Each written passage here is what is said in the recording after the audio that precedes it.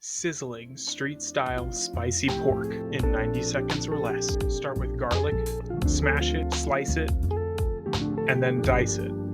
Throw it in a small marinade bowl, add olive oil, add salt, pepper, paprika, chili powder, cayenne powder or red chili flakes, and fresh cilantro.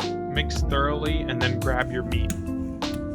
Place all of your meat in the marinade, thoroughly coating all sides. Don't be afraid to get your hands dirty. After gently massaging the meat, cover it and put it in a fridge to marinate. Starting on our dry rub, add salt, pepper, and garlic powder. Shake well and get ready to prepare the veggies. Deseed some peppers. Slice them, chop them, and dice to preference. Slice green onion and dice red onion. After the marinade is set, sear your vegetables in hot olive oil.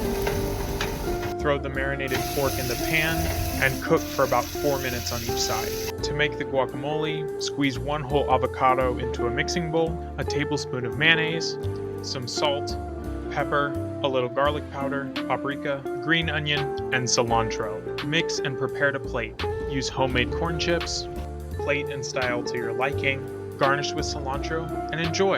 And that's how to make